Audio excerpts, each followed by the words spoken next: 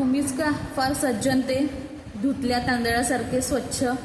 तुमचं चारित्र्य एकदम सुंदर आणि स्वच्छ आहे ना, म्हणून दुसऱ्यांचं मागून बोलायचं नाही, नाही ते अफवा पसरवायच्या. तुमच्याबद्दलही खूप काही बोलता येईल, पण इंटरेस्टच नाही आहे त्याच्यात. एखादी स्त्री काहीतरी करते, मेहनत करून पुढे जाते, तर त्या स्त्रीबद्दल मागून बोलायचं, अरे काय करणार आहे, मराठी लोक व्यवसाय करू शकत नाही आहे.